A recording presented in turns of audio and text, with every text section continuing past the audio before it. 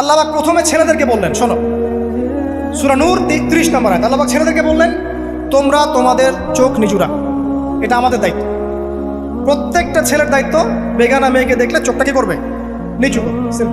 তাহলে আপনি সিডিউসড হবেন, এক কথা।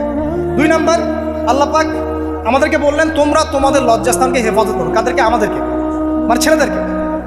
প্রথমে আল্লাহ পাক ছেলেদেরকে বললেন, চোখ নিচু করে রাখো, লজ্জাস্থানে হেফাজত করো, ঠিক আছে?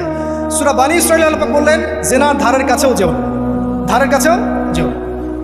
আল্লাহ পাক আরো বললেন, যদি কেউ জিনা করে ফেলে, সূরা নূরে, তাহলে তাকে 100টা বেত্রাঘাত করতে হবে। কয়টা? 100টা, এবং 1 বছরের জন্য তাকে বহিষ্কার করতে হবে। আল্লাহ পাক শাস্তিও দিলেন, শুধু তাত্ত্বিক বিধান দেন নাই, শাস্তিও দিয়েছেন। কারণ শুধু তাত্ত্বিক বিধান দিয়ে হবে? আমি যদি ওয়াজ করে বেড়াই, ভাই মদ খায় না, মদ খায় না, কোনো শাস্তি না অ্যাপ্লাই করি, তাহলে কি মদ ছাড়বে মানুষ? আমরা যদি বলি হত্যা করা মহাপাপ, মহাপাপ, দুর্নীতি করা মহাপাপ, মানুষ দুর্নীতি ছাড়বে? ছাড়বে না, যতক্ষণ না শাস্তি নিশ্চিত করা যাচ্ছে। আল্লাহ পাক তাত্ত্বিক কথা শুধু বললেন না, শাস্তিও নিশ্চিত করলেন। তারপর আল্লাহ পাক আরো বললেন, যদি বিবাহিত কোনো ব্যক্তি ব্যভিচার করে, তাহলে তাকে রজম করতে হবে, মাটিতে পুঁতে তাকে পাথর নিক্ষেপ করে হত্যা করে, ঠিক আছে? শাস্তি। এরপরে দেখেন আল্লাহ পাক মেয়েদেরকে বলছেন, এবার মেয়েদেরকে বলছেন, তোমরা মূলত ঘরে থাকো, যদি বাইরের পরিবেশ তোমাদের অনুকূলে না থাকে, তোমরা ঘরে অবস্থান করো। ওয়াকরনা ফি বুয়ুতিকুন্না ওয়ালা তাবাররুজনা তাবাররুজাল জাহিলিয়াতিল উলা।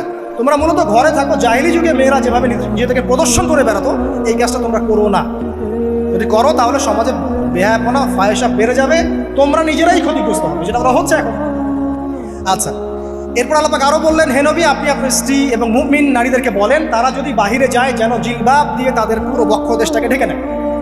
তাহলে পোশাকের সংস্কৃতির শেকড় কোত্থেকে শিখবো? আমি কোত্থেকে শিখবো? আল্লাহ পাক কর্তৃক নাজিলকৃত সর্বশেষ ঐশী গ্রন্থ থেকে শিখবো নাকি?